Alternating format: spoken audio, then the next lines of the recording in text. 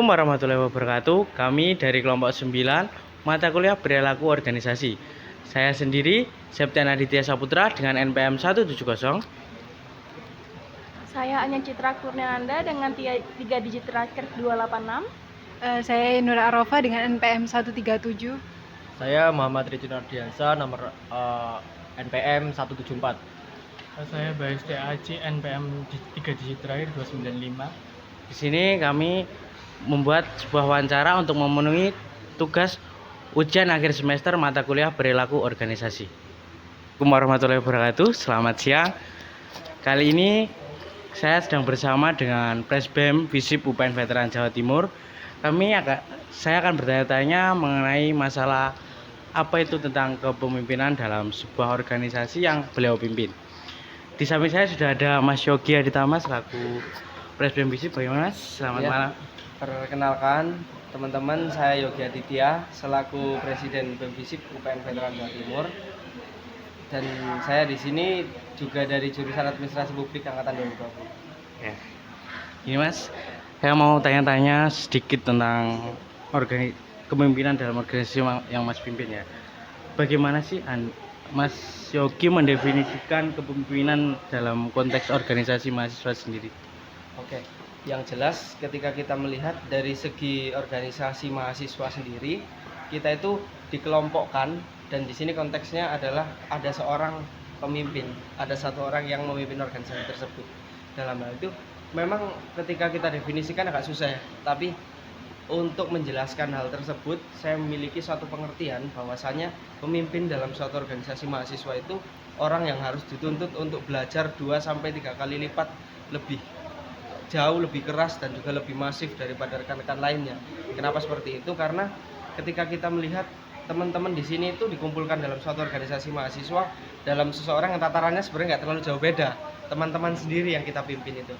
Dalam artian di situ kan ketika memang di situ ada satu orang yang diharuskan untuk menjadi pimpinan, otomatis kita juga harus untuk memahami yang lebih daripada teman-teman untuk mengarahkan seisi organisasi itu termasuk anggota-anggota kita. Selanjutnya apa sih peran Mas Yogi dalam mengelola organisasi sendiri ini? Peran seorang pemimpin gitu. Oke, berbicara terkait dengan peran seorang pemimpin organisasi mahasiswa, di sini saya memaknai adalah makna umum sebenarnya terkait dengan seorang pemimpin adalah seperti apa kita bisa membawa pengaruh untuk anggota-anggota kita. Bahwasanya di sini pemimpin harus menjadi master of vision, harus memiliki visi yang jelas, harus memiliki tujuan yang jelas dan harus juga memiliki wawasan dan juga pengalaman yang cukup bisa diandalkan juga gitu. Nah, memang ketika kita menjadi seorang pemimpin harus bisa memberikan arah yang jelas. Apa ya jadinya kalau misalkan kita menjadi seorang pemimpin tanpa arah yang jelas gitu. Kita ketika ditanya oleh anggota kita nggak tahu mau ngapain. Itu secara kesimpulannya kita ketika menjadi pemimpin kita harus mempunyai visi yang jelas dan juga memiliki tujuan yang jelas. Apa yang membuat seorang pemimpin efektif dalam memimpin sebuah organisasi? Oke, yang membuat pemimpin itu dikatakan seorang pemimpin yang efektif itu adalah seorang pemimpin yang bisa memikirkan dari segala aspek atau dari berbagai aspek dalam suatu organisasi. Dalam artian di sini ketika kita menjalankan suatu organisasi tanpa kita memandang aspek yang lain atau aspek yang cukup luas, kita akan memilih kebijakan ataupun menentukan arah organisasi itu secara subjektif gitu, tanpa memikirkan aspek-aspek yang lain.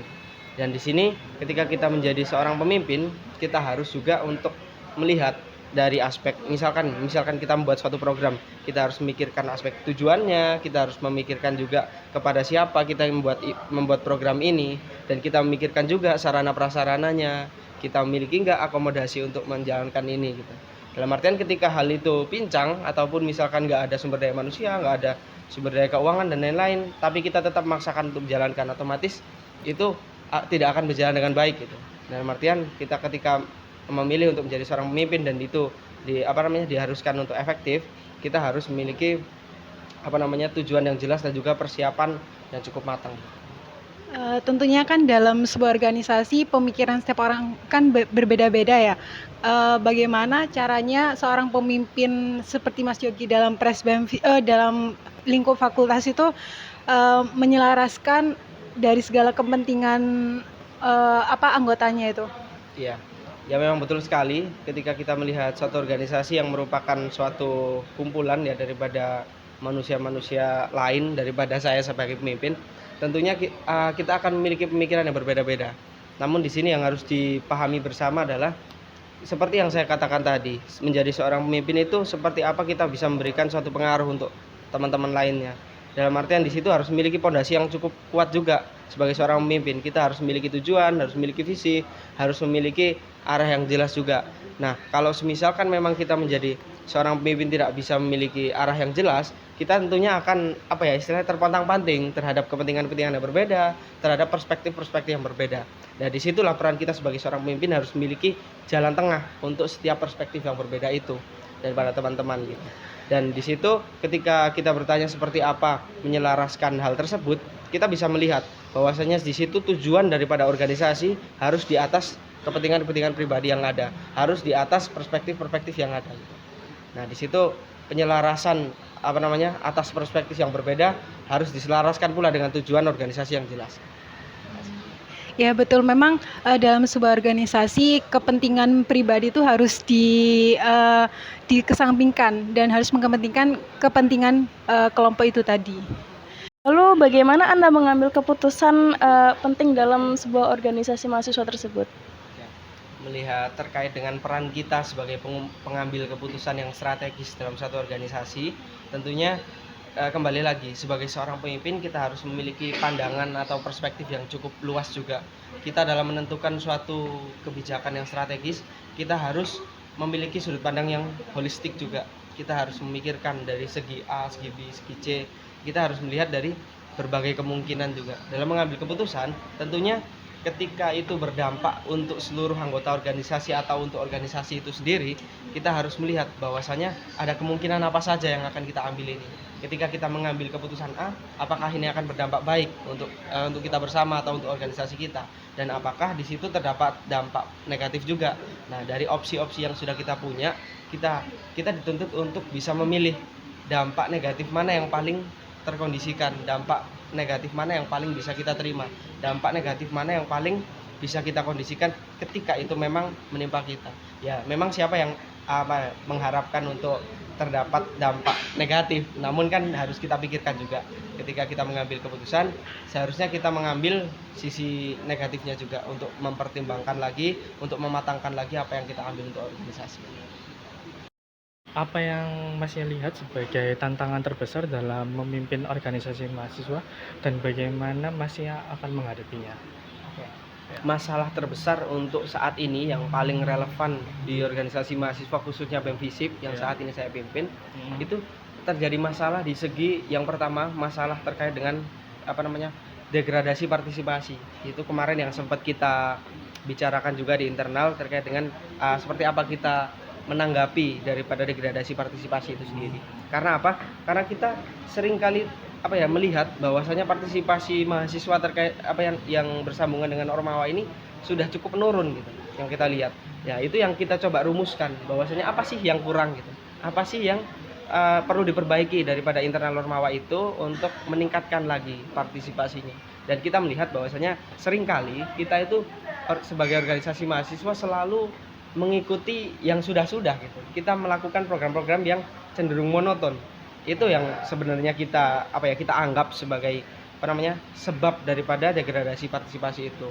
Dan kita mencoba untuk mengikis atau meminimalisir program-program yang kita terlalu paksakan. Kita terlalu paksakan untuk harus kita laksanakan tanpa mempertimbangkan ini sebenarnya mahasiswa butuh nggak sih? Teman-teman divisi butuh nggak? Nah, yang coba kita tata di sini adalah terkait dengan prioritas atau program prioritas yang itu coba kita tata, yang coba kita pilih-pilih lagi apa yang memang sebenarnya dibutuhkan oleh teman-teman kita laksanakan. Dan terbukti kemarin beberapa program kerja yang sudah berjalan terkait dengan pengabdian masyarakat atau komunitas yang bermitra sama kita itu merupakan hal-hal yang coba kita formulasikan untuk memancing lagi, untuk merangsang lagi daripada partisipasi tersebut. Dan terbukti kemarin terkait dengan partisipasi sudah coba kita jawab dengan hal itu. Kemarin banyak program kita yang memang terdapat antusias yang cukup besar daripada teman-teman FISIP. Itu alhamdulillah itu bisa istilahnya menambah checklist daripada permasalahan kita lah di suatu ormawa. Mas Yogi, pertanyaan terakhir dari kami, bagaimana Mas Yogi melibatkan dan mendorong partisipasi aktif anggota organisasi dari mahasiswanya sendiri untuk mungkin minat untuk join di suatu organisasi di kampus?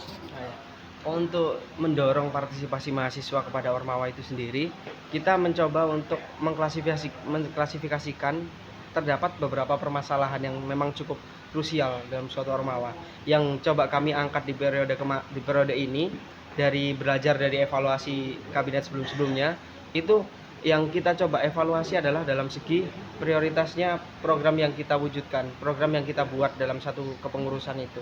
Nah, itu kan terkadang memang terjadi produktivitas di teman-teman, belum tentu itu menjadi kebutuhan daripada kawan-kawan mahasiswa. Nah, yang coba kita pilah lagi di sini adalah mana kebutuhan yang memang masih relevan sekarang. Itu coba kita pilah.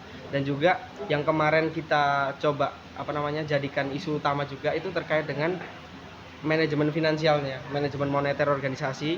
Itu yang menjadi salah satu fokus kita juga terkait dengan pengelolaan organisasi, yang itu juga sebenarnya ada sangkut pautnya dengan peningkatan partisipasi. Seringkali itu kita, ini bukan di BEM FISIP saja mungkin ya, mungkin di organisasi lain juga, dan nggak bicara semua juga. Ini seringkali kita mendengar bahwasanya dimasuk di organisasi mahasiswa itu banyak bayarnya, banyak iurannya dan lain-lain. Nah, itu seringkali kita dengar dan telinga saya cukup terganggu gitu mendengarkan hal itu.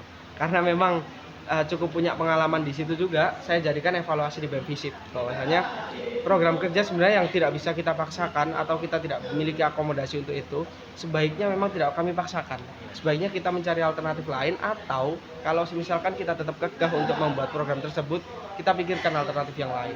Kita pikirkan grand design yang lain, atau kita pikirkan metode penyelenggaraan yang lain. Agar apa? Agar isu-isu seperti itu tidak semakin mendistraksi teman-teman mahasiswa, tidak semakin mendegradasi daripada partisipasi teman-teman mahasiswa. Dan dari situ, setelah kita tata ulang, alhamdulillah semoga nantinya sampai di akhir, sampai di program-program akhir masih terdapat partisipasi yang cukup besar. Karena sepersekian detik sekarang ini masih alhamdulillah BEM FISIP masih istilahnya mendapatkan antusias yang cukup besar daripada mahasiswa.